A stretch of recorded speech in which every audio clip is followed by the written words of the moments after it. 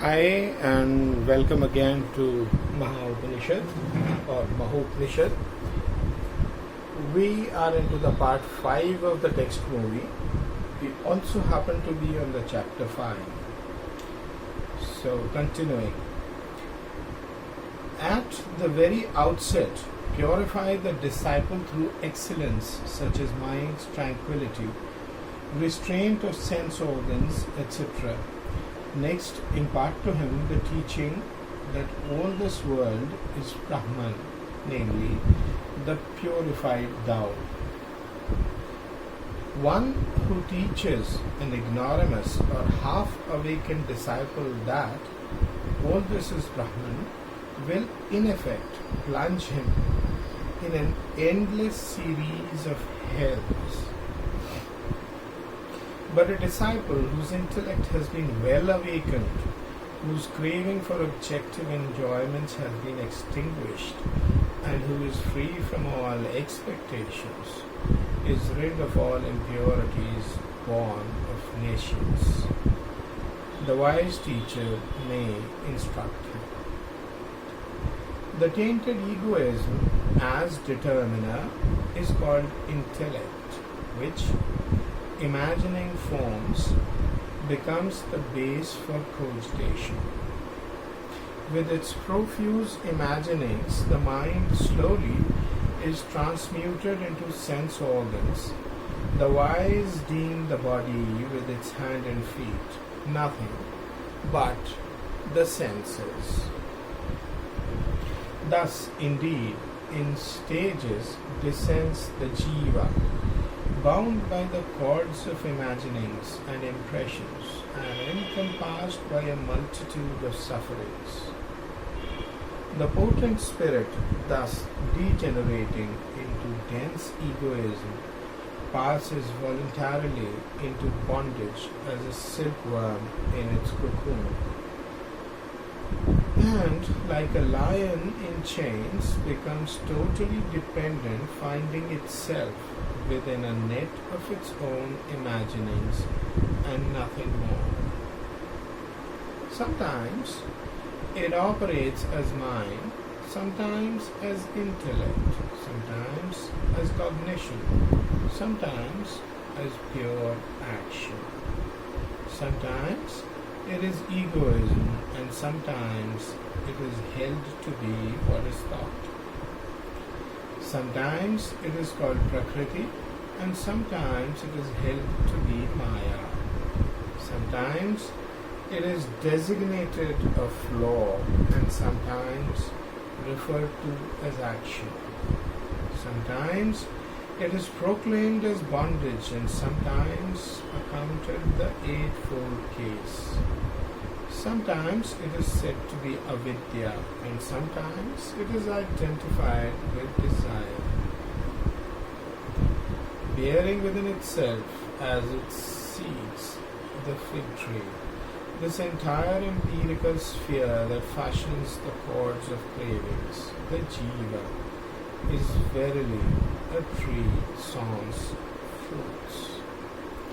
O Brahman, like an elephant stuck in a morass, is the mind consumed in the flames of worries, crushed by the python of rage, attached to the waves of the sea of lust, and oblivious of its own grand progenitor, the spirit.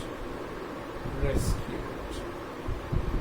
Those very empirical experiences which in their abundance cause a fool to get attached to this world are the source, in the case of a wise man, of his dispassion. Therefore, Nidagha, with your awareness of truth, cultivate indifference to whatever has perished among the activities of empirical life, and accept whatever offers itself. The marks of a man of discrimination are spontaneous indifference to experiences that do not come of their own accord, and hearty acceptance of those that do. Anagatanam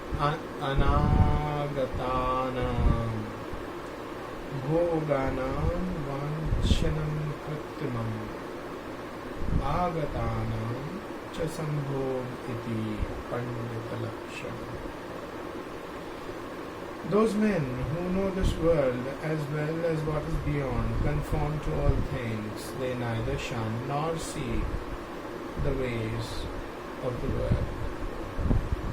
Natyajanti na vanchanti vyavaram jagadgatam sarvamevanuvartante paravarvido jana. The sprouting of mental construction comes in spirit's proneness to objects, that is nobles. The spirit that is infinite, that is the truth of the self, and that is universal being. That very sprouting, having lightly come into being gradually, fills out, developing into the mind. Then it promotes inertness like a cloud. Imagining objects as other than self, as it were, the spirit is transformed into a constructive process, as it were, just as a seed is into a sprout. Mental construction is indeed the process of putting together of constituents. It comes automatically into being and waxes fast unto pain, never unto delight. Indulge not in mental construction in a state of stability. Dwell not on positive existence. Persevere in stopping mental construction. Thus one never again pursues the train of construction. By the mere absence of imagination, the process of mental construction dwindles automatically. One act of construction leads to another. Mind battens on itself, O sage. Getting off construction, abide in self. Once this is done, what can prove difficult? Just as the sky is empty, so is the entire cosmos. Wise Brahman. Just as a paddy husk or the black coating on copper through effort is destroyed, so also may the mental impurities of man. As a grain of paddy, the innate impurity of a jiva too can be destroyed in ample measure. There is no doubt in that. Therefore, strive. And there ends the 5th chapter. The 6th chapter will start in the next 6th part of the text movie.